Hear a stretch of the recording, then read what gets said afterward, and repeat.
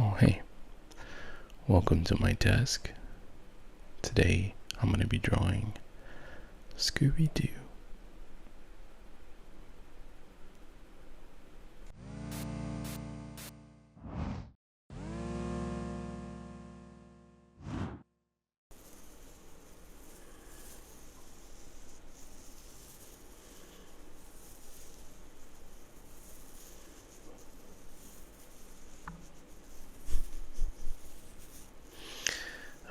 Okay, so Scooby Doo, Scooby Doo, Scooby Doo. I did watch this show as a kid when I was really young with my dad a lot. I really liked it, I think, at the time.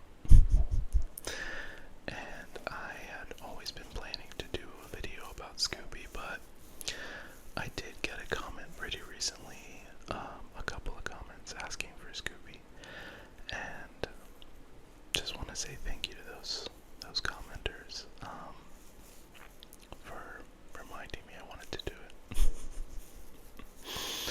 And I'm gonna draw all of the main 5 characters of Scooby Doo, and I'm gonna start with. Sorry.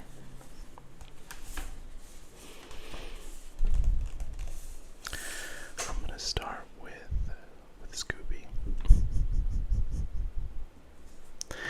And I didn't really have any time to practice these at all.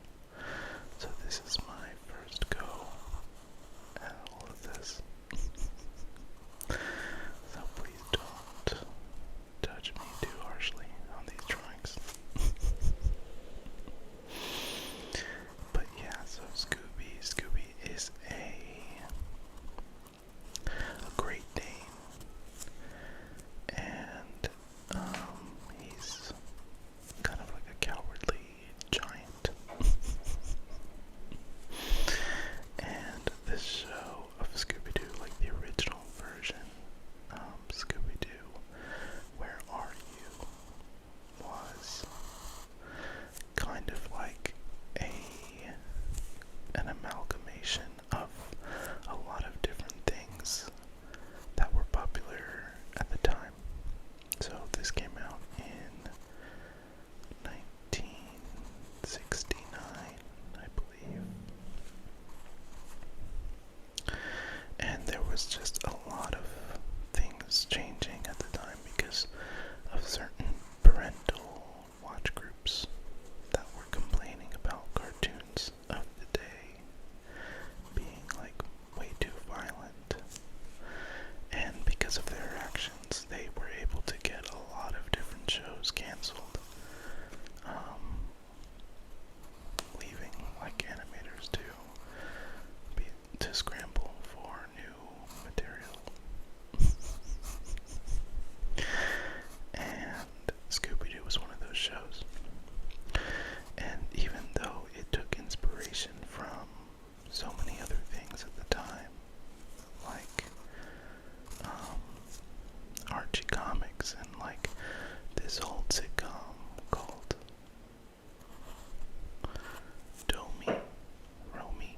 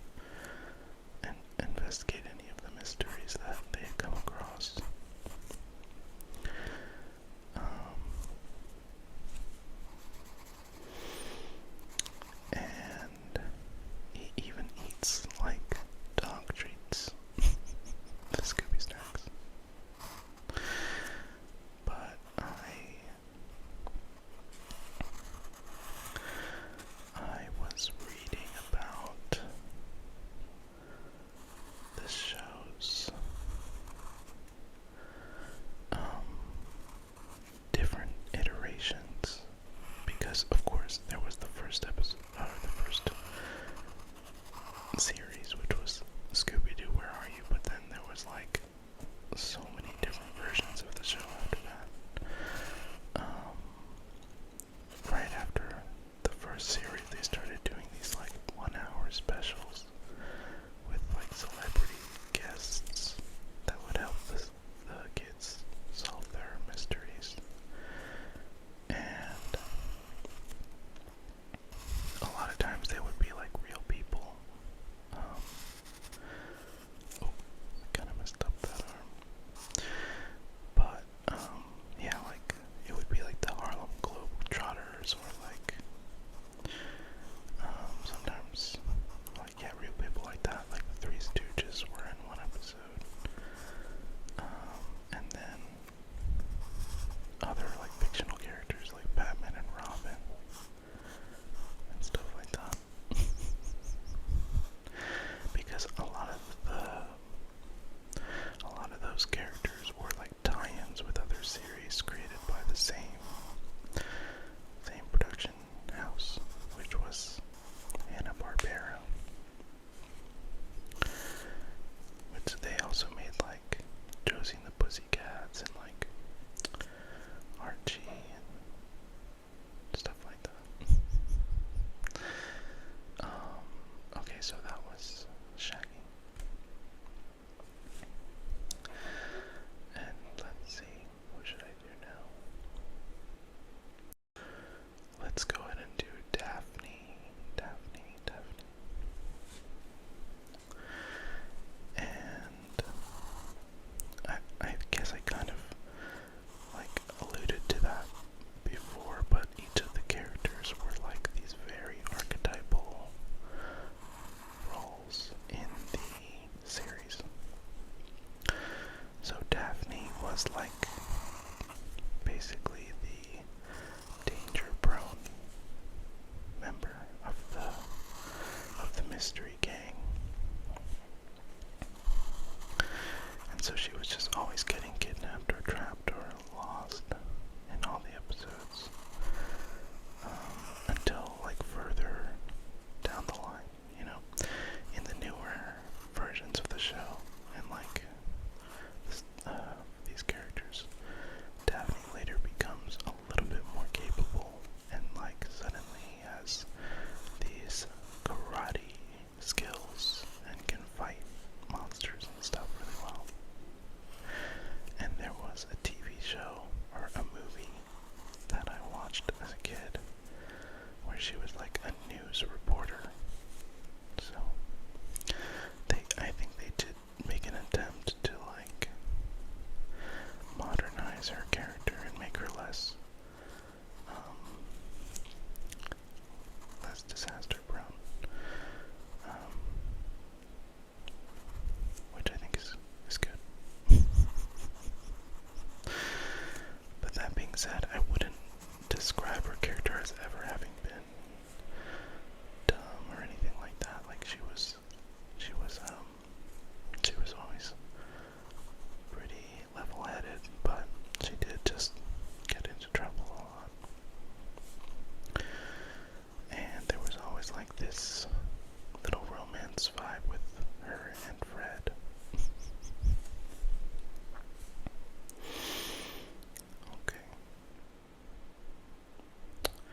Okay, so that's Daphne. Yeah, I feel like these aren't coming out amazing, but that's okay, right? Alright, so now I'm gonna do Fred. Fred is the leader of the group. And he's kind of like the main one figuring out how to catch the monsters. So every episode, in addition to the fact that these characters were super well defined in terms of like their roles as characters in the show, each episode was also just very formulaic and followed the same plot points, like almost to a T. So the kids would be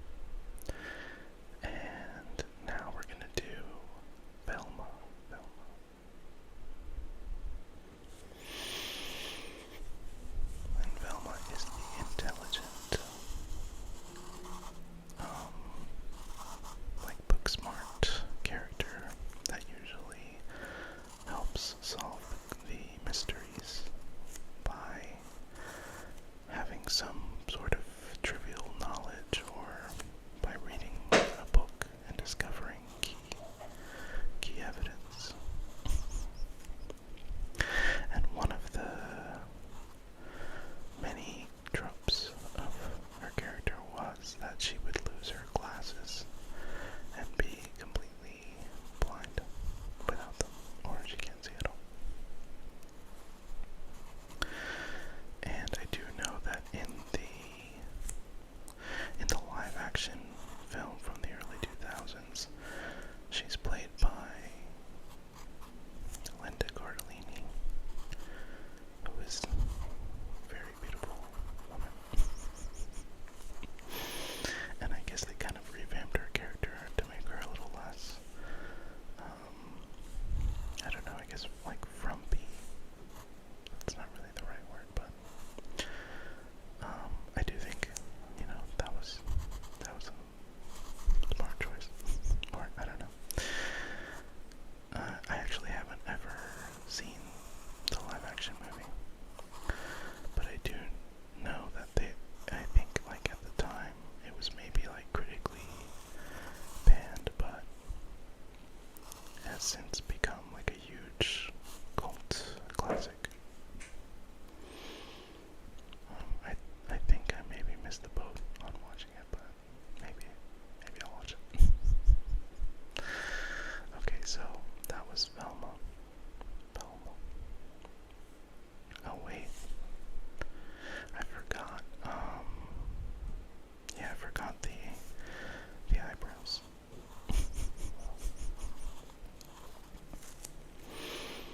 Alright, so now that was Velma. And yeah.